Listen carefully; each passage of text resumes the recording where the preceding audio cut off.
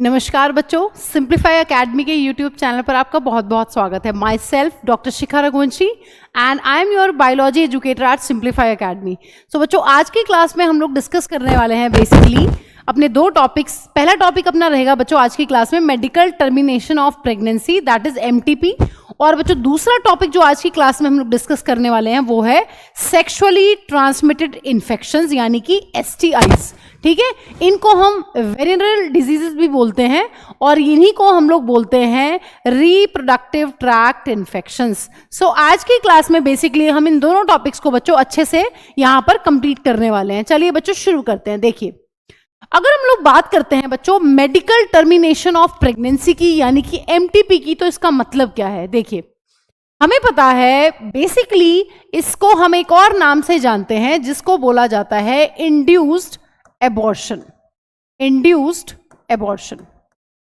Normal delivery तो हमें पता है कि मैम नॉर्मल डिलीवरी जो है वो 9 मंथ्स की प्रेगनेंसी के बाद होती है, जिसको हम पार्चुरेशन, चाइल्ड बर्थ या डिलीवरी ऑफ बेबी भी बोलते हैं, जो हमने अपने सेकंड चैप्टर में डिस्कस किया हुआ है। यहां पर हम लोग पढ़ रहे हैं बच्चों MTP, medical termination of pregnancy यानी कि इंड्यूस्ड एबॉर्शन।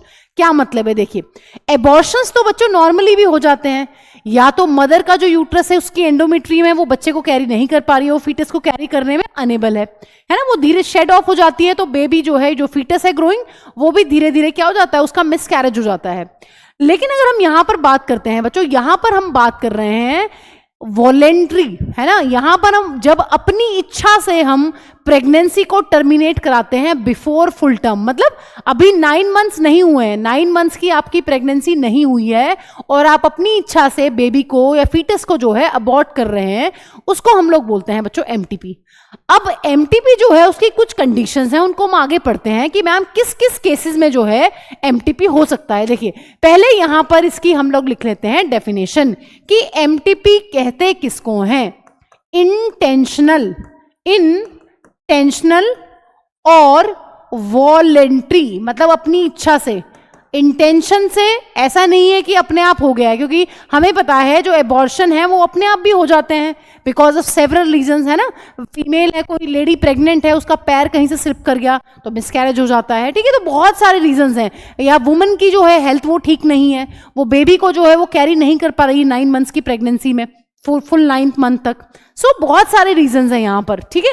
लेकिन जब हम इंटेंशनली या वॉलेंट्री टर्मिनेशन ऑफ प्रेगनेंसी कराते हैं बच्चों, voluntary termination of pregnancy before full term, before full term मतलब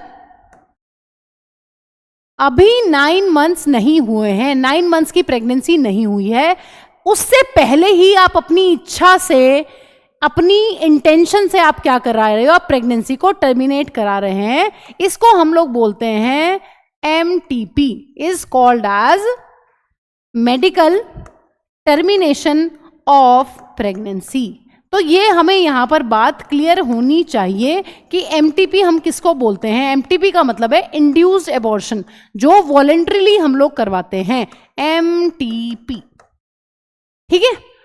अब दूसरी इंपॉर्टेंट चीज ये है बच्चों, यहां पर एक बहुत ही क्रिटिकल डाटा है। डाटा अगर आप देखेंगे, आप सुनेंगे तो आपको ये बहुत शॉकिंग लगेगा। अगर हम पूरे वर्ल्ड की बात करते हैं, पूरे वर्ल्ड में अगर हम ये देखते हैं कि एक साल में, इन अ ईयर, एक साल में कितनी एमटीपी होती है बच्चों, 1 ईयर की बात कर रहे हैं, ओनली 1 ईयर। अगर पूरे वर्ल्ड वाइड डाटा देखते हैं, एक साल में 45 to 50 मिलियन एमटीपीज आर परफॉर्म्ड, इतनी एमटीपीज आर परफॉर्म्ड। देखिए कितना ज्यादा एमटीपी होता है बच्चों। और ये जो डाटा है बच्चों, जो एमटीपीज हैं 45 to 50 मिलियन, ये 1/5 हैं of total pregnancies world wide. हाँ जी, ये कितना है? इसको हम बोल सकते हैं दिस नंबर इज 1/5 और 20% of conceived pregnancy world wide, ठीक है। इसका मतलब यह है एमटीपी तो काफी कॉमन है फिर, है ना। रीजन, इसका मतलब रीजंस भी कुछ यहां पर धांसू होंगे जिसकी वजह से लोग इतना एमटीपी करा पा रहे हैं। बहुत सारी कंट्रीज में बिल्कुल इलीगल है बच्चों, बट इंडिया की जो गवर्नमेंट है उसने 1971 में इसको लीगलाइज किया था। अब देखिए यहां पर ये डाटा काफी इंपॉर्टेंट है बच्चों नीट के लिए कि 45 to 50 मिलियन इतनी एमटीपीज परफॉर्म की जाती हैं वर्ल्ड वाइड एक साल में। और प्रेगनेंसी कितनी है बच्चों, ये सिर्फ 20% है। इसका मतलब इसका 5 गुना जो है वो टोटल प्रेगनेंसीज हैं वर्ल्ड वाइड। ठीक है, ये 20% है, यानी कि 1/5 है। अब यहां पर अगर हम इंडिया की बात करते हैं, बहुत सारी कंट्रीज बच्चों इसको इलीगल मानती हैं कि अगर कोई बेबी आपने कंसीव किया है तो आप उसको मार रहे हैं, मतलब उसकी हत्या आप कर रहे हैं। इस तरीके से बहुत सारी कंट्रीज लेती हैं। बट इंडिया में कुछ कंडीशंस के साथ, बहुत स्ट्रिक्ट रूल्स के साथ इस चीज को जो है लीगलाइज किया गया है। सो यहां पर ईयर लिख लेते हैं, ईयर काफी इंपॉर्टेंट है बच्चों। Government of India has legalized MTP in 1971। Year काफी इंपॉर्टेंट है बच्चों, 1971। सो 1971 में जो है MTP को लीगलाइज किया गया है इंडिया के अंदर। लेकिन बच्चों यहां पर एक इंपॉर्टेंट चीज ये है, विद सम स्ट्रिक्ट कंडीशंस। बहुत स्ट्रिक्ट रूल्स हैं बच्चों यहां पर, विद सम स्ट्रिक्ट कंडीशंस। किस लिए? टू अवॉइड इट्स मिसयूज, ताकि लोग जो हैं इसको मिसयूज ना कर पाए। हमें पता है लोग क्या करते हैं, एमनियोसेंटेसिस कराते हैं, बच्चे का सेक्स पता कर लेते हैं, और सेक्स पता करने के बाद अगर वो फीमेल फीटस है तो बच्चों उसका क्या होगा, उसका अबॉर्शन कैसे करवाएंगे? उसका अबॉर्शन होता है एमटीपी के थ्रू। सो यहां पर बेसिकली क्या, टू कीप चेक ऑन, किस चीज पर चेक रखा जा रहा है, इतनी स्ट्रिक्ट क्यों है रूल्स और कंडीशंस, ताकि इसका मिसयूज ना हो। क्यों ना हो बच्चों? सो यहां पर हम क्या कर रहे हैं, to keep check on indiscriminate and illegal female feticide in India। illegal female feticide in India। So India ने इसको लीगलाइज तो किया है, लेकिन बच्चों यहां पर बहुत ही ज्यादा स्ट्रिक्ट रूल्स के साथ जो है इसको लीगलाइज किया गया है। यहां पर कुछ कंडीशंस हैं, कुछ स्ट्रिक्ट कंडीशंस रखी गई हैं। अगर लोग इनको फॉलो नहीं करेंगे तो यहां पर बहुत बड़ी बड़ी पनिशमेंट्स जो हैं वो भी रखी गई हैं। सो यहां पर हम कुछ कंडीशंस में ही एमटीपी करवा सकते हैं। ऐसा नहीं है कि अगर हमें कोई बच्चा नहीं चाहिए तो हम उसकी एमटीपी करा लें, ऐसा नहीं है। ठीक है, सो यहां पर सबसे इंपॉर्टेंट चीज बच्चों क्या है, यहां पर हमें 2-3 इंपॉर्टेंट बातें पता चल गई हैं एमटीपी के बारे में। इंटेंशनल है, voluntary termination of pregnancy before full term है, 9 मंथ से पहले। ठीक है, दूसरी इंपॉर्टेंट चीज है 45 to 50 मिलियन एमटीपीज परफॉर्म की जाती हैं वर्ल्ड वाइड एक साल के अंदर, जो कि 20% होता है बच्चों टोटल कंसीव्ड प्रेगनेंसीज का। ठीक है, कब इंडिया ने लीगलाइज किया है? बहुत सारी कंट्रीज में इलीगल है, ये बैन है, बहुत सारी कंट्रीज में ये बैन नहीं भी है, बट इंडिया ने इसको कुछ स्ट्रिक्ट कंडीशंस के साथ जो है लीगलाइज किया है इन द ईयर 1971।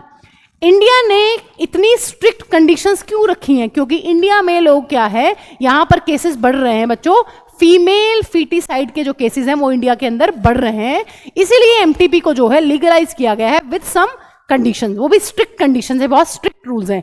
तो ये बातें हमें यहां पर पता होनी चाहिए। अब बात करते हैं कि ग्राउंड बेसिस फॉर एमटीपी क्या है ना? ऐसी मैम वो कौन सी कंडीशंस हैं जिन कंडीशंस के अंदर हम लोग एमटीपी करवा सकते हैं। ठीक है, सो यहां पर वही चीज काफी इंपॉर्टेंट है बच्चों, ये बेसिस हमें पता होना चाहिए कि बेसिस क्या है, हम किस बेसिस पर जो है एमटीपी करा सकते हैं। देखिए ध्यान से सुनिए, अब यहां पर 2 कंडीशंस है। एक तो कोई अनवांटेड प्रेगनेंसी का केस है, to get rid of unwanted pregnancy, कोई ऐसी प्रेगनेंसी हो गई है बच्चों जो नहीं चाहिए। अब ये प्रेगनेंसी हो कैसे गई है, इसके बहुत सारे रीजंस हैं बच्चों कि मैम अनवांटेड प्रेगनेंसी जो है किस किस केस को यहां पर कंसीडर किया जाता है। सो अनवांटेड प्रेगनेंसी के केस में pregnancy due to rape, of course अगर किसी लेडी का या फीमेल का रेप हुआ है तो बच्चों उसको वो प्रेगनेंसी, ऑफ कोर्स वो बच्चा नहीं चाहिए, तो ऐसे केस में एमटीपी हो सकती है। दूसरी इंपॉर्टेंट चीज है बच्चों कैजुअल अनप्रोटेक्टेड कोइटस। कपल जो है वो अनप्रोटेक्टेड कोइटस कर रहे थे और बाय चांस अगर फीमेल के प्रेग्नेंट होने के चांसेस यहां पर बढ़ते हैं, बट वो फीमेल जो है उसकी हेल्थ उसको अलाउ नहीं करती है कि वो उस बच्चे को कंसीव करे या वो फुल टर्म के लिए प्रेगनेंसी को सस्टेन कर पाए, तो वहां पर पॉसिबल चांसेस है। या फिर बच्चों कॉन्ट्रासेप्टिव फेलियर। कॉन्ट्रासेप्शन जो है, कॉन्ट्रासेप्शन को जो मेथड यूज किया गया था वो वहां पर फेल होता है। इसका मतलब ये 3 कंडीशंस है जहां पर हम क्या है एमटीपी को करवा सकते हैं। और भी कंडीशंस है बच्चों, और क्या कंडीशंस है यहां पर, एमटीपी किन किन कंडीशंस में यहां पर करवाया जा सकता है। दूसरी कंडीशन बच्चों यहां पर यह है कि अगर हम उस प्रेगनेंसी को कंटिन्यू रखेंगे लंबे टाइम के लिए, यानी कि 9 मंथ्स के लिए, तो वो कंडीशन जो है मदर, बच्चे या फिर दोनों के लिए जो है फेटल है या फिर वो हार्मफुल है। सो कंटिन्यूएशन ऑफ प्रेगनेंसी। दूसरा रीजन क्या है बच्चों, if continuation of pregnancy is harmful और फेटल, या तो नुकसानदायक है बच्चे के लिए, मां के लिए, या फिर दोनों के लिए, है ना, मदर के लिए भी। उस प्रेगनेंसी का आगे फर्दर अगर वो प्रेगनेंसी फुल टर्म के लिए चलती है तो मां और बच्चे के लिए हानिकारक है, या फिर दोनों के लिए ही वो जानलेवा हो सकती है। सो ये 2 केसेस बच्चों यहां पर बनते हैं जिन केसेस में हम एमटीपी करवा सकते हैं। सो फर्स्ट रीजन है यहां पर कि अगर किसी की प्रेगनेंसी जो है वो रेप की वजह से हो रही है, या फिर कैजुअल अनप्रोटेक्टेड कोइटस की वजह से हो रही है, या फिर कॉन्ट्रासेप्टिव फेलियर की वजह से होती है। अगर इन 3 कंडीशंस में अनवांटेड प्रेगनेंसी होती है तो एमटीपी हो सकता है। दूसरी इंपॉर्टेंट चीज है बच्चों कि जो प्रेगनेंसी हुई है वो प्रेगनेंसी अगर फुल टर्म के लिए रहेगी तो वो बच्चे और मां दोनों के लिए ही जानलेवा है या फिर खतरनाक है। सो इन केसेस में हम एमटीपी करवा सकते हैं। ठीक है, अब देखिए, when it is safe to perform MTP, ma'am कब तक सेफ होता है? हम कह रहे हैं कि जो पूरी की पूरी प्रेगनेंसी का टाइम पीरियड है बच्चों वो 9 मंथ्स है, तो कितने टाइम तक जो है सेफ है। सो यहां पर 2 इंपॉर्टेंट चीजें बच्चों हमें ध्यान रखनी है। एमटीपी जो है वो फर्स्ट ट्राइमेस्टर में सेफ होता है। हमें पता है अगर हम ह्यूमंस की बात करते हैं तो यहां पर प्रेगनेंसी जो है पूरा का पूरा जो टाइम पीरियड है प्रेगनेंसी का दैट इज 9 मंथ्स, और इन 9 मंथ्स को बच्चों हमने 3 ट्राइमेस्टर में डिवाइड किया हुआ है ना। 3 मंथ्स का एक ट्राइमेस्टर होता है, इसका मतलब 9 मंथ्स में 3 ट्राइमेस्टर आते हैं। सो फर्स्ट ट्राइमेस्टर जो है जिसमें हम लोग ये बोलते हैं कि 12 वीक्स की प्रेगनेंसी होती है, सो उसमें सेफ है। लेकिन बच्चों अगर हम सेकेंड ट्राइमेस्टर में एमटीपी करवाते हैं तो that is more riskier. So हमें यहां पर एक बात पता होनी चाहिए, MTP are relatively safer in first trimester. First trimester में जो है बच्चों एमटीपी जो है वो सेफ है। यहां पर हल्का सा फर्स्ट वर्ड अलग है और ट्राइमेस्टर ऑफ कोर्स अलग है, सो ऐसे कर देते हैं। ठीक है, इसका मतलब up to 12 weeks of pregnancy. 12 weeks of pregnancy, 12 week की जो प्रेगनेंसी है, 3 मंथ्स की जो प्रेगनेंसी है, यहां तक एमटीपी को करवाना बच्चों जो है वो सेफ है। बट सेकेंड ट्राइमेस्टर में एमटीपी करवाना is more riskier. Second trimester MTP are riskier, risky है, बहुत ज्यादा रिस्की है बच्चों। सो फर्स्ट ट्राइमेस्टर में एमटीपी जो है वो आसानी से हो सकती है रिलेटिवली, बट सेकेंड ट्राइमेस्टर के अंदर जो है एमटीपी करवाना एक मूर्खता होगी। इट इज मोर रिस्कियर, बहुत ज्यादा रिस्की है यहां पर। ठीक है, अब यहां पर एनसीईआरटी में एक पूरा का पूरा पैराग्राफ दिया गया है आपको, ये काफी इंपॉर्टेंट है बच्चों क्योंकि इसमें काफी सारी इंफॉर्मेशन हमें दी गई है। देखिए इसको एक बार पढ़ लेते हैं। मेडिकल टर्मिनेशन ऑफ प्रेगनेंसी, जो एमटीपी एक्ट है बच्चों अपना, उसका अमेंडमेंट जो है वो 2017 में हुआ है। मतलब कुछ कुछ चेंजेस आते रहते हैं। अमेंडमेंट्स का मतलब क्या है, जो पुराने रूल्स होते हैं उनमें कुछ चेंजेस आते हैं, पुराने एक्ट्स में कुछ चेंजेस आती हैं, कुछ और चीजें वहां पर ऐड होती हैं। सो कब आया, 2017 में हुआ है। Was enacted by the government of India with the intention of reducing the incidence of illegal abortion and consequent maternal mortality and morbidity। अब इसका मतलब समझ लेते हैं कि मैम इसका मतलब क्या है। देखिए गवर्नमेंट ऑफ इंडिया ने जो है वो अमेंडमेंट एक्ट आया 2017 में, क्यों, ताकि जो इंसिडेंट्स हैं इलीगल अबॉर्शन के, देखिए अगर किसी को प्रेगनेंसी नहीं चाहिए बच्चों तो अबॉर्शन जो है वो इलीगल होंगे। तो सरकार ने यहां पर इलीगल अबॉर्शंस ना हो इसके लिए इस चीज को लीगलाइज किया है, एमटीपी को लीगलाइज किया है, जिससे कि बच्चों मैटरनल मतलब मदर की जो मृत्यु दर है, डेथ रेट है, वो भी घटे, और साथ में मदर में जो बीमारियां आती हैं, मॉर्बिडिटी मतलब डिजीजेस, उन वो भी कम हो, है ना। नहीं तो अगर इलीगली कहीं भी जाकर झोला छाप डॉक्टर से किसी से भी एमटीपी करवा ली जाएगी तो वहां पर फाइनली उस फीमेल की हेल्थ जो है या उसके डेथ के जो चांसेस हैं वो पूरे पूरे पक्के पक्के हैं। सो यहाँ पर क्या किया गया है, इसीलिए गवर्नमेंट ने इसको लीगलाइज किया है ताकि मदर की जो सेहत है वो ठीक रहे, है ना, हेल्थ जो है वो ठीक रहे। According to this act a pregnancy may be terminated on certain considered grounds within, ये इंपॉर्टेंट है बच्चों, फर्स्ट 12 वीक्स की जो प्रेगनेंसी है बच्चों वहां पर आप जो है एमटीपी करवा सकते हैं। किसकी सलाह से? एक रजिस्टर्ड मेडिकल प्रैक्टिशनर की हेल्प से, ठीक है। यहां पर देखिए 1 रजिस्टर्ड मेडिकल प्रैक्टिशनर, तो ये काफी इंपॉर्टेंट चीज है, ये हमें पता होनी चाहिए। अगर आपको फर्स्ट ट्राइमेस्टर में भी बच्चों एमटीपी करवाना है तो यहां पर हमें सलाह लेनी पड़ती है एक रजिस्टर्ड मेडिकल प्रैक्टिशनर। मतलब एक रजिस्टर्ड मेडिकल प्रैक्टिशनर जो है उसकी आपको यहां पर सलाह लेनी होगी और तभी आप जो है बच्चों एमटीपी करवा पाते हैं, है ना, जिसको भी ये केस है। The pregnancy has lasted more than, देखिए अब दूसरी कंडीशन क्या है, अगर किसी की प्रेगनेंसी जो है वो 12 वीक से ज्यादा है लेकिन बच्चों वो 12 वीक से कम है।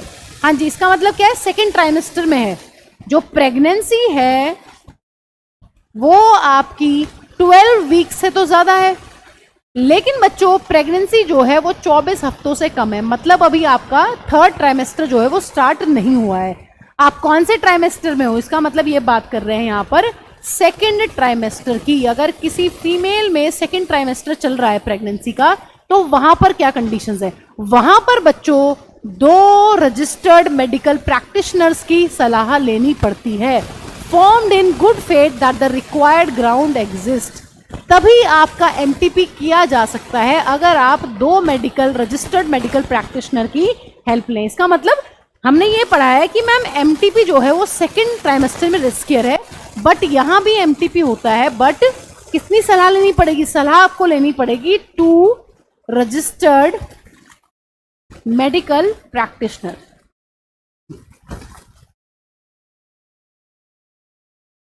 सो ये बात हमें पता होनी चाहिए कि कब हमें कितने रजिस्टर्ड मेडिकल प्रैक्टिशनर्स की सलाह लेनी है और एमटीपी कब करना आसान है और कब करना मुश्किल है, ये सारी बातें हमें पता होनी चाहिए। इन चीजों को बच्चों हम अभी आगे पढ़ रहे हैं थ्योरी में, देखिए कि हम कब कब कर सकते हैं। देखिए ठीक है, इनको हमने पढ़ ही लिया है, एक बार यहीं पे पढ़ लेते हैं। देखिए, the continuation of pregnancy would involve a risk to the life of a pregnant women or of grave injury physical or mental health. मतलब आप अगर प्रेगनेंसी जो है वो आगे आगे बढ़ी तो मदर या बच्चे किसी को खतरा है ना, तब आप एमटीपी करवा सकते हैं, ये हमने ऑलरेडी पढ़ लिया है। There is a substantial risk that of the child were born it would suffer from such physical or mental abnormalities as to be seriously handicapped। मतलब बच्चे में या तो मदर को खतरा है, अगर मदर ने फुल टर्म तक उस प्रेगनेंसी को पूरा किया सो मदर की जान को खतरा है, या फिर बच्चों अगर बच्चा पैदा हुआ गलती से सो उस बच्चे में कोई मेंटल या फिर फिजिकल कुछ ना कुछ प्रॉब्लम आने वाली है, तो तब इन बेसिस पर हम क्या करवा सकते हैं, इन 2 बेसिस पर बच्चों ये टर्मिनेशन ऑफ प्रेगनेंसी जो है वो लीगलाइज्ड है। अब बात कर लेते हैं नेगेटिव एस्पेक्ट्स की कि मैम इसमें इसके कौन कौन से पहलू हैं जो बहुत ही गलत हैं, जिनकी वजह से जो है इतने रूल्स एंड रेगुलेशंस यहां पर फॉलो हो रहे हैं। ठीक है, देखिए बात कर लेते हैं अब यहां पर सबसे इंपॉर्टेंट चीज ये है बच्चों कि इंडिया में जो मेजॉरिटी ऑफ एमटीपीज परफॉर्म की जाती हैं वो की जाती हैं झोला छाप डॉक्टर्स के द्वारा, मतलब अनक्वालिफाइड क्वाक्स कहते हैं उनको। वो एमटीपी बिल्कुल भी सेफ नहीं है। सेफ होने के साथ साथ बच्चों वहां पर जो डेथ का रिस्क है फीमेल की वो बहुत ज्यादा है। सो यहां पर वन ऑफ द इंपॉर्टेंट चीज क्या है, एमटीपीज आर परफॉर्म्ड बाय, हम यहां पर लिख लेते हैं majority of MTPs are performed by unqualified quacks. Unqualified quacks safe तो नहीं है बच्चों, बिल्कुल भी नॉट सेफ, और साथ ही साथ क्या है, जानलेवा अलग से है ना। बच्चे जो मदर है उनकी जान को बहुत ज्यादा खतरा है यहां पर ऐसी एमटीपी से। अब दूसरी इंपॉर्टेंट चीज क्या है, दूसरा नेगेटिव एस्पेक्ट क्या है जो बच्चों बहुत ही बड़ा नेगेटिव एस्पेक्ट है, एमनियोसेंटेसिस का जो है मिसयूज होता है to know the sex of the child, और फिर उसकी करवाते हैं लोग एमटीपी। सो यहां पर जो दूसरा नेगेटिव एस्पेक्ट है बच्चों वो ये है misuse of amniocentesis to know sex of the baby, to know the sex of the fetus, sex of the fetus, और अगर गलती से जो है fetus is female, if the fetus is female, फिर क्या होगा बच्चों, this amniocentesis is followed by MTP,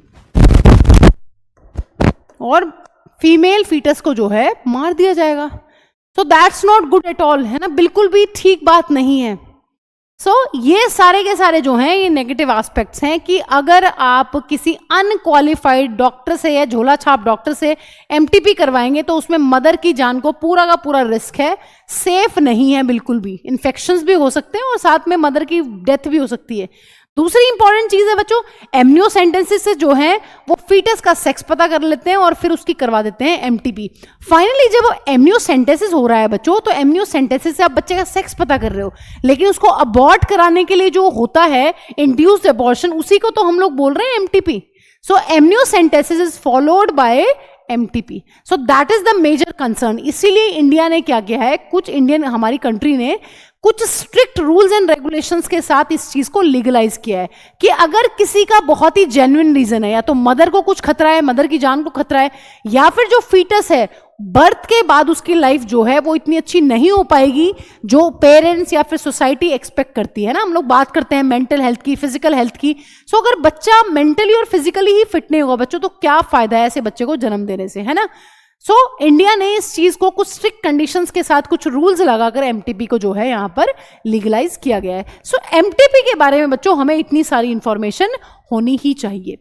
अब बात कर लेते हैं बच्चों अपने दूसरे टॉपिक की, जो है हमारा सेक्सुअली ट्रांसमिटेड इन्फेक्शंस। अब पहले इन डिजीजेस के लिए बच्चों बुक्स में लिखा जाता था कि सेक्सुअली ट्रांसमिटेड डिजीजेस, लेकिन अब यहां पर नाम चेंज के कर दिया गया है सेक्सुअली ट्रांसमिटेड इन्फेक्शंस। इन्हीं को बच्चों हम लोग बोलते हैं वेनीरियल डिजीजेस, वेनीरियल डिजीजेस, शॉर्ट में इन्हीं को बोला जाता है वीडी, ठीक है, इसको बोलते हैं हम STIs, ठीक है। इसी का बच्चों एक और नाम है, इन्हीं को बोला जाता है reproductive tract infections, reproductive tract infections. अब यहां पर सबसे इंपॉर्टेंट चीज ये है बच्चों कि मैम ये जो हमारे इन्फेक्शंस है ये होते क्या हैं, होते कैसे हैं ना, परफॉर्म करने ये होते कैसे हैं, है ना, ट्रांसफर होने का क्या तरीका है। सो यहां पर हम डेफिनेशन में लिख सकते हैं कि ये वो इन्फेक्शंस या डिजीजेस हैं जो अपनी स्प्रेड होती हैं या फिर ट्रांसमिट होती हैं थ्रू सेक्सुअल इंटरकोर्स। सो बच्चों these are the infections or diseases, these are the infections or diseases which are transmitted through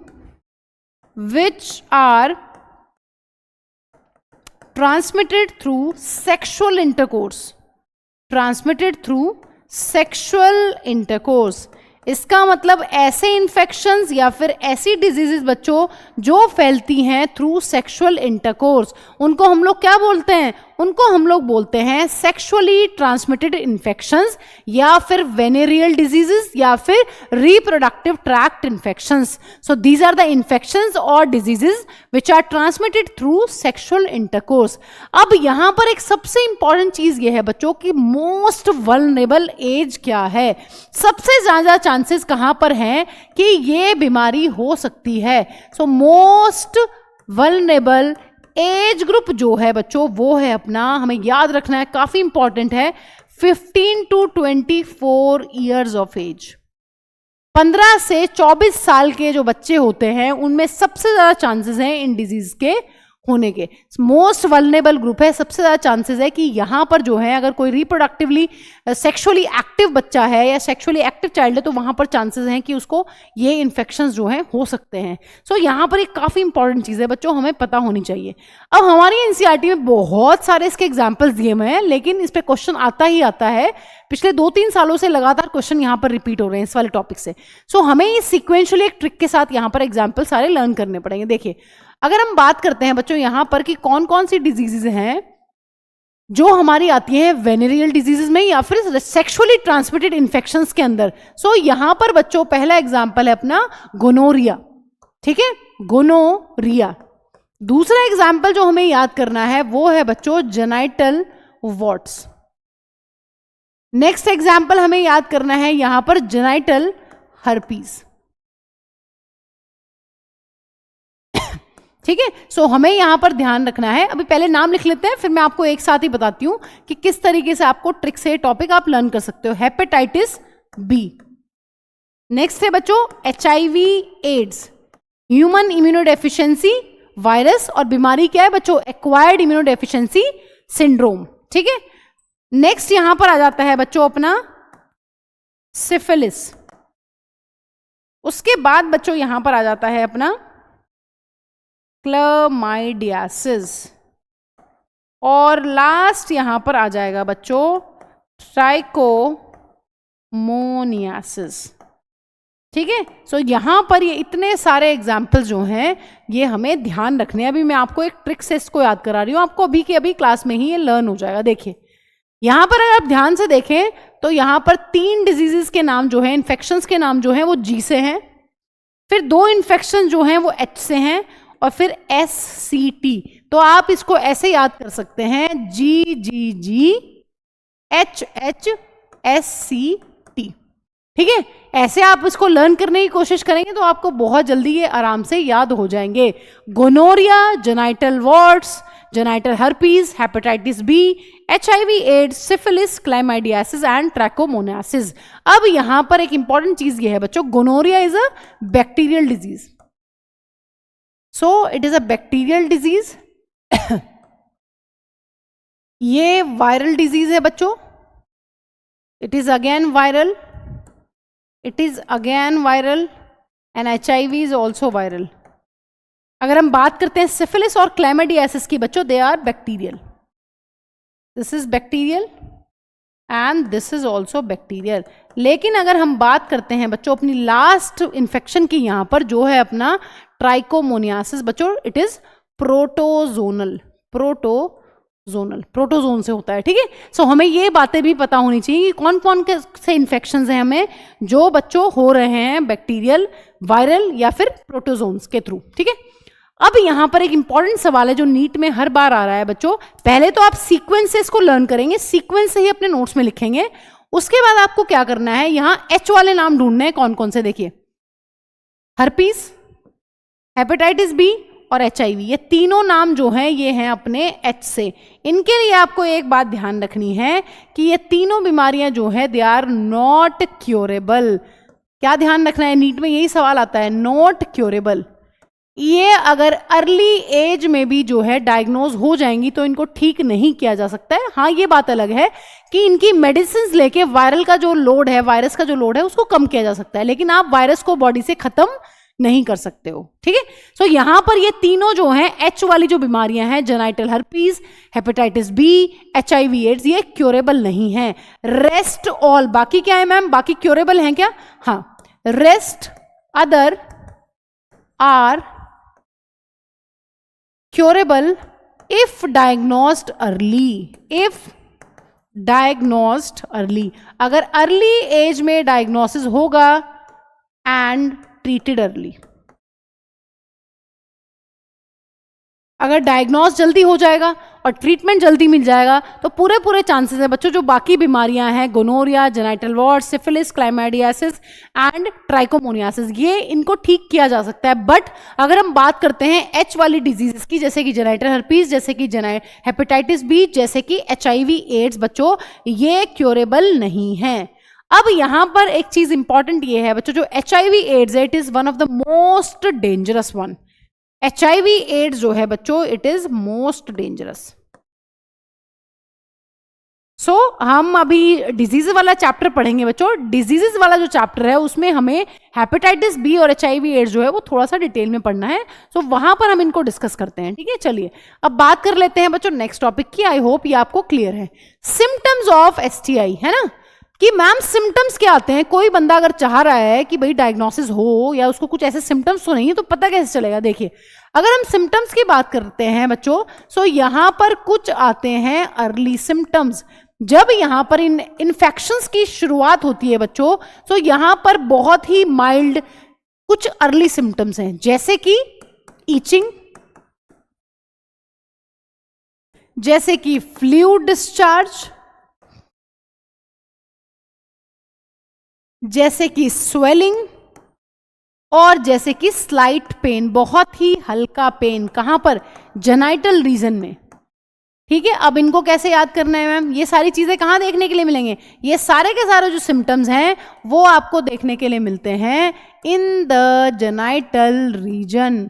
सो हमें ये बात ध्यान रखनी है कि जो हमारा जेनाइटल रीजन है, जैसे कि एक्सटर्नल जेनिटेलिया या फिर नियर बाय रीजन्स जो हैं, उनमें हमें ये सारी चीज़ें देखने के लिए मिलती हैं। जैसे कि अगर फीमेल की बात करते हैं तो फीमेल का एक्सटर्नल जेनिटेलिया, जैसे बच्चों की mons pubis, labia majora, labia minora. अगर मेल्स की बात करते हैं तो पीनस के जो अराउंड वाला एरिया है वहां पर, ठीक है। सो वहां पर ईचिंग होती है, वहां से फ्लूइड डिस्चार्ज होता है, वहां पर स्वेलिंग होती है, और वहां पर थोड़ा थोड़ा जो है स्लाइट या माइल्ड पेन रहता है। सो ये बहुत ही अर्ली सिम्टम्स हैं।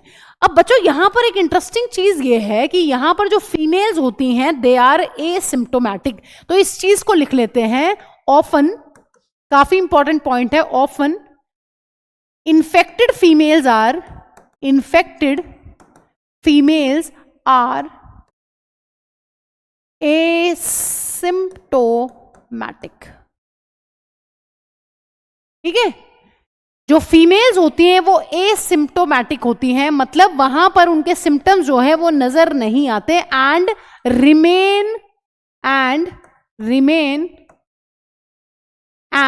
remain undetected for long time, मतलब मेल्स के कंपैरिजन में अगर हम बात करते हैं तो फीमेल्स जो है वो एसिम्प्टोमैटिक हैं। उनको जो अर्ली सिम्टम्स है वो भी बहुत जल्दी नहीं आ पाते हैं, इसलिए फीमेल्स जो है वो लंबे टाइम तक जो है वो अनडिटेक्टेड रहती है। उनको ज्यादा सीवियर केसेस यहां पर फीमेल्स के केस में हमें देखने के लिए मिलते हैं।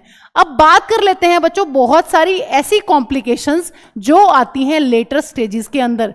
कॉम्प्लिकेशंस इन लेटर स्टेज, ये तो अर्ली सिम्टम्स हैं।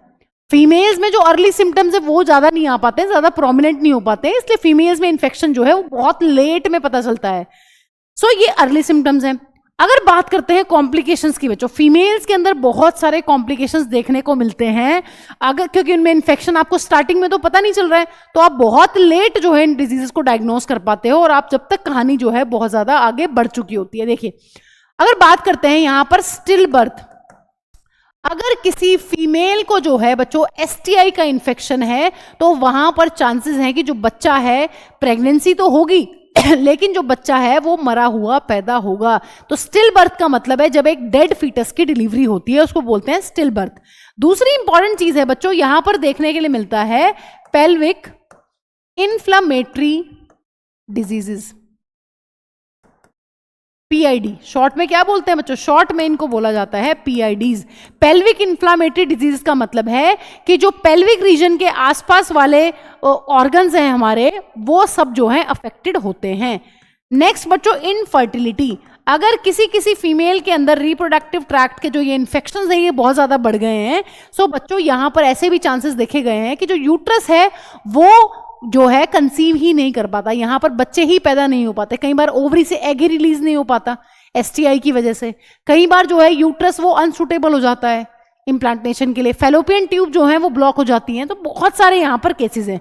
अब बच्चों और बात करते हैं, अगर यहां पर कई बार देखा गया है कि कैंसर भी हो सकता है सीवियर केसेस में, cancer of reproductive tract. So reproductive tract के कैंसर के केसेस भी बच्चों यहां पर देखे गए हैं। दूसरी इंपॉर्टेंट चीज यहां पर जो देखने को मिला है ऐसे केसेस में, सीवियर कॉम्प्लिकेशंस के केसेस में बच्चों, वो है एक्टोपिक प्रेगनेंसी। एक्टोपिक प्रेगनेंसी का मतलब होता है बच्चों, जब प्रेगनेंसी, नॉर्मल प्रेगनेंसी कहाँ होती है, नॉर्मल जो इम्प्लांटेशन है मैम वो होता है यूट्रस के अंदर। एक्टोपिक प्रेगनेंसी का मतलब है बच्चों यूट्रस को छोड़ के, यूट्रस के अलावा और किसी ऑर्गन में जो है इम्प्लांटेशन हो जाना, जैसे कि फेलोपियन ट्यूब्स। आप खुद सोचिए अगर फेलोपियन ट्यूब के अंदर इम्प्लांटेशन होगा बच्चों, सो बहुत ही क्रिटिकल कंडीशन होगी और फीमेल की वहां पर डेथ भी हो सकती है। सो ये बहुत सारे जो हैं अपने सीवियर सीवियर सीवियर कॉम्प्लिकेशंस हैं बच्चों। यहाँ पर एक और यहाँ पर चीज बच्चों देखने के लिए मिलती है जो है अपनी एबॉर्शंस। ठीक है, वो शायद मैंने यहाँ पर मिस कर दिया, यहाँ पर लिख रही हूँ एबॉर्शंस। फ्रिक्वेंटली जो है बेबी जो है वो फुल टर्म से पहले ही मिसकैरेज होने के पूरे चांसेस है। तो यहां पर ये सारी बातें बच्चों हमें ध्यान रखनी है। सो आप कैसे ध्यान रखेंगे? सो आप ध्यान रख सकते हैं, इनके फर्स्ट लेटर को उठाइए क्योंकि आपको ये सारी बातें यहां पर ध्यान रखनी ही पड़ेंगी और आप इसको ऐसे लर्न कर सकते हैं, स्पाइसिया। ठीक है, ये स्पाइस ए है ना, कोई मसाला है जिस मसाले पे आपका दिल आया हुआ है तो आप उससे भी याद रख सकते हैं कि मुझे स्पाइस ए जो है वो काफी पसंद है। ठीक है, और याद आपको सब कुछ रखना है क्योंकि आपको डायरेक्ट क्वेश्चन यहां से बन सकता है नीट में कि which of the following is not a complication which is seen in the females in later stages of STIs. So आपको सारे पता होने चाहिए जो एनसीईआरटी में मेंशन्ड है। स्टिल बर्थ का मतलब है कि जो डेड फीटस है उसकी डिलीवरी होना। पीआईडीज का मतलब है जो पेल्विक रीजन है हमारा, जहां पर हमारा रिप्रोडक्टिव जो अपना सिस्टम है वो प्रेजेंट है, वहां पर इन्फेक्शन फैल जाना, है ना। इनफर्टिलिटी का मतलब है किसी कारण से जो है बच्चे ही नहीं हो रहे हैं। ठीक है, कैंसर मतलब हमें पता है, कैंसर का क्या मतलब होता है? कैंसर का मतलब होता है कि जो हमारी सेल्स हैं रिप्रोडक्टिव ट्रैक्ट की वो बहुत ही फास्ट मल्टीप्लाई करती है। एक्टोपिक प्रेगनेंसी का मतलब है नॉर्मल इम्प्लांटेशन जो है वो यूट्रस के अंदर होता है, यूट्रस के अलावा अगर कोई कहीं और इम्प्लांटेशन होता है तो उसको हम लोग बोलते हैं एक्टोपिक प्रेगनेंसी। और लास्ट है बच्चों एबॉर्शन। एबॉर्शंस की हिस्ट्री भी काफी नोटिस की गई है फीमेल्स में। अगर फीमेल्स को एसटीआई का इन्फेक्शन है या फिर सेक्सुअली ट्रांसमिटेड इन्फेक्शन है बच्चों, सो वहां पर एबॉर्शन के केसेस भी काफी कॉमन है। ठीक है, सो ये सारी बातें हमें ध्यान रखनी है कि अर्ली स्टेजेस में ये सारे के सारे सिम्टम्स देखने को मिलते हैं। फीमेल्स के अंदर सिम्टम्स जो है वो लेट डिटेक्ट होते हैं, इसलिए फीमेल्स के केस में यहां पर बहुत ही कॉम्प्लिकेशंस देखने के लिए हमें मिलती हैं। ठीक है, तो ये सारी चीजें हमें क्लियर होनी चाहिए। चलिए अब बात करते हैं बच्चों प्रिवेंशन की। प्रिवेंशन का बहुत ही सिंपल सा तरीका है। पहला सिंपल तरीका ये है बच्चों, हमें पता है कि मैम ये इन्फेक्शंस फैल रहे हैं सेक्सुअल इंटरकोर्स के through, so we should avoid, पहली इंपॉर्टेंट चीज, we should avoid sex with unknown or multiple partners. Multiple partners या फिर अननोन पार्टनर्स के साथ जो है वो सेक्स अवॉइड करना चाहिए। दूसरी इंपॉर्टेंट चीज है, हमने पिछले लेक्चर्स में पढ़ा है बच्चों, सबसे बेस्ट कॉन्ट्रासेप्टिव मेथड कौन सा है जो हमें एसटीडी या फिर एसटीआई से प्रिवेंट करता है। So we should use condoms during या बिफोर कॉइटस, है ना। कॉइटस के दौरान या कॉइटस से पहले हमें क्या यूज करना चाहिए? कॉन्डोम्स यूज करने चाहिए, तभी हम एसटीडी से बच सकते हैं। और तीसरी इंपॉर्टेंट चीज बच्चों यहां पर यह है कि अगर आपको कुछ भी ऐसे अर्ली सिम्टम्स आते हैं, आपको इन केस कोई भी डाउट है, तो you should concern a doctor. So यहां पर सबसे इंपॉर्टेंट पॉइंट बच्चों यही है, in case of any doubt one should go to qualified doctor. In case of any doubt one should go to a qualified doctor। Qualified doctor के पास अगर आप जाते हैं सो आपका डायग्नोसिस भी अच्छा होगा और आपका ट्रीटमेंट जो है वो भी बेहतरीन होगा। ठीक है, सो ये सारी बातों का हमें ध्यान रखना चाहिए। तो यहीं पर लिख लेते हैं, treated well, treated and diagnosed well.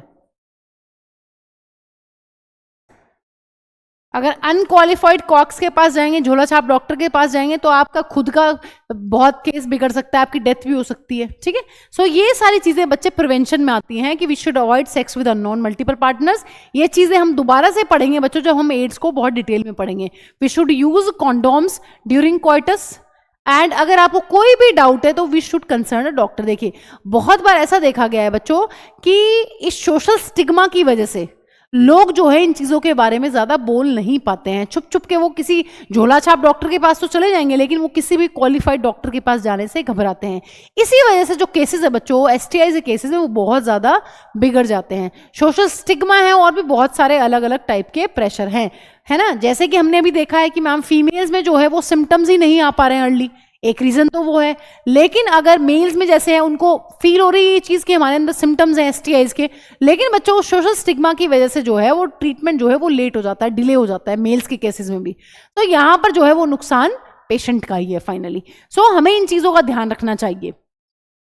अब बच्चों बात कर लेते हैं मोड ऑफ ट्रांसमिशन की। देखिए वैसे मोड ऑफ ट्रांसमिशन जो है हमने पढ़ लिया है कि मैम अभी तो हम पढ़ के आए हैं कि सेक्सुअली ट्रांसमिटेड डिजीजेस जो हैं वो अपनी फैलती हैं थ्रू सेक्सुअल इंटरकोर्स। लेकिन बच्चों हमारी NCERT जो है वो 2 डिजीज के बारे में और यहां पर मेंशन करती है कि जो हेपेटाइटिस बी है और HIV एड्स जैसी जो बीमारियां हैं इनके फैलने के और भी बहुत सारे तरीके हैं। जैसे कि बच्चों पहला तरीका सेक्सुअल इंटरकोर्स तो है ही भाई, ये सेक्सुअली ट्रांसमिटेड इन्फेक्शंस हैं तो ये सेक्सुअल इंटरकोर्स से तो फैलेंगे ही फैलेंगे। दूसरे और भी बहुत सारे तरीके हैं बच्चों जिनसे ये फैलते हैं, जैसे कि from infected mother to foetus, infected mother to foetus. अगर किसी की मदर में जो है HIV एड्स है या फिर हेपेटाइटिस बी है तो चांसेस हैं बच्चों उसके फीटस के अंदर भी ये बीमारी होगी। ठीक है, सो मदर से, इन्फेक्टेड मदर से जो है बच्चे में आ गया है, from infected mother to growing foetus.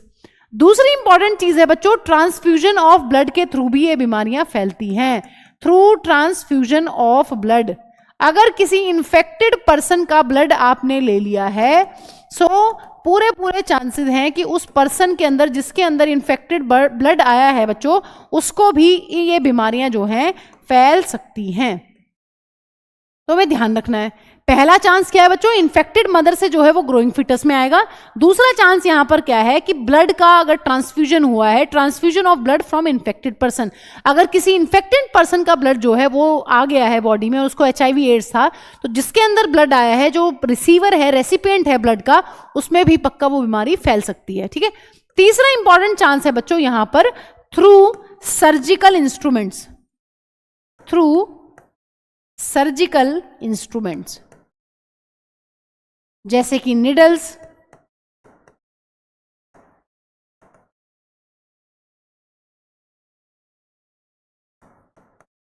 ठीक है, through surgical instruments, through surgical instruments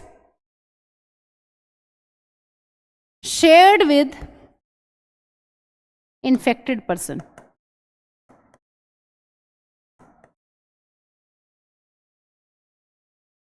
ठीक है, सो ये बहुत सारे बच्चों और भी रीजंस हैं यहाँ पर जिनके थ्रू जो है अपनी हेपेटाइटिस बी और HIV जैसी बीमारियां फैल सकती हैं।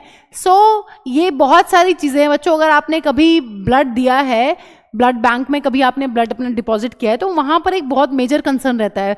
ब्लड देने से पहले वो आपका क्या करते हैं, ब्लड की चेकिंग होती है प्रॉपर, है ना, तभी ब्लड को जो है वो डिपॉजिट किया जाता है ब्लड बैंक्स के अंदर। सो हमारा अपना कर्तव्य बनता है अगर हम किसी ब्लड डोनेशन कैंप में जा रहे हैं तो वी शुड नो कि जो हमारा ब्लड है it is free from HIV AIDS. ठीक है, कोई हमें इस तरह की बीमारी नहीं होनी चाहिए। पता चला अगर हमें बीमारी है तो दूसरे पर्सन में भी वही बीमारी आ जाएगी थ्रू ब्लड। सो ये बहुत सारे और भी मोड है बच्चों। सेक्सुअल इंटरकोर्स से तो ये बीमारियां फैलती ही हैं। अगर हम हेपेटाइटिस बी और HIV एड्स की बात करते हैं तो सेक्सुअल इंटरकोर्स से तो फैलेगी, लेकिन इन्फेक्टेड मदर से बच्चे में भी आ सकती है, खराब ब्लड आ गया किसी का तब भी आ सकती है, और बच्चों ये आ सकती है थ्रू सर्जिकल इंस्ट्रूमेंट्स। ठीक है, क्योंकि एक को किसी को सर्जरी हुई है उसी इंस्ट्रूमेंट से और उस पर ब्लड था और वही ब्लड यूज हो गया दूसरे पर्सन पे जो हेल्थी पर्सन है, तो उस हेल्थी पर्सन के अंदर भी वो वायरस या बैक्टीरिया चला जाएगा।